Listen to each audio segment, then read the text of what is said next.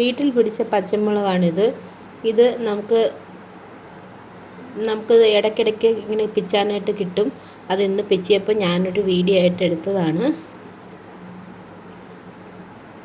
ഈ പച്ചമുളകിന് പ്രത്യേകിച്ച് വളമൊന്നും ചെയ്യുന്നില്ല. കുറച്ച് നാരങ്ങ വെള്ളം ഇടയ്ക്ക് സ്പ്രേക്കകത്ത് മധുരവും ഉപ്പും ഒന്നും ചേർക്കാതെ, ചീഞ്ഞ നാരങ്ങ ഇങ്ങനെ കേടായ നാരങ്ങ ആയാലും മതി, അതിൻ്റെ വെള്ളം ഒന്ന് സ്പ്രേ ചെയ്ത് കൊടുക്കത്തേ ഉള്ളൂ. പിന്നെ സാധാരണ വെള്ളം മാത്രമാണ് ഒഴിച്ചു കൊടുക്കുന്നത്. ഉള്ളിത്തൊലി അങ്ങനെയുള്ളതൊക്കെ ഇട്ട് കൊടുക്കും. നമുക്ക് ഒരാഴ്ചത്തേക്ക് ഉള്ള പച്ചമുളക് ഇടയ്ക്കിടയ്ക്ക് കിട്ടാറുണ്ട്. അപ്പോൾ ഇതാണ് ഇവിടുന്ന് പിച്ചിയെടുത്ത പച്ചമുളക്. ഇനി നമുക്കൊരു ടിപ്പിലേക്ക് പോകാം.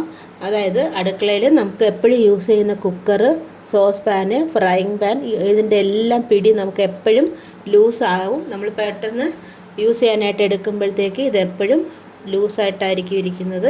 അപ്പം ഇത് ഇറുക്കി ടൈറ്റ് ചെയ്താലും, സ്ക്രൂ ഡ്രൈവർ കൊണ്ട് നമ്മൾ ടൈറ്റ് ചെയ്താലും അത് വീണ്ടും ലൂസായി പോകും. അതിനുള്ള ഒരു റെമഡിയാണ്.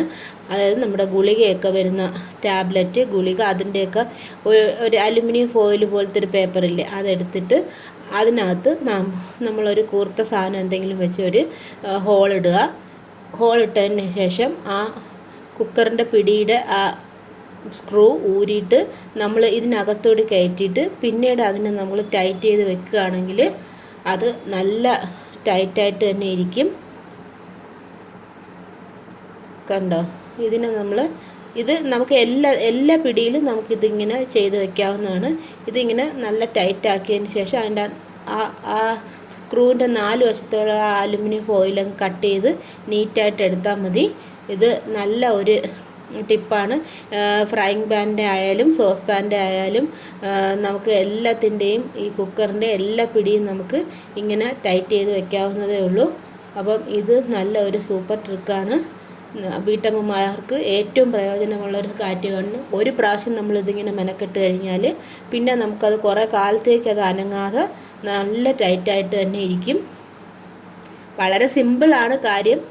പക്ഷേ ഇതിൻ്റെ ഇടയിൽ പേപ്പറൊക്കെ വെച്ച് നമ്മൾ ടൈറ്റ് ചെയ്താലും ഇരിക്കും. പക്ഷേ അത് നമ്മൾ കഴുകുമ്പോഴത്തേക്ക് അതങ്ങ് പേപ്പറങ്ങ് കുതിർന്നു പോകും.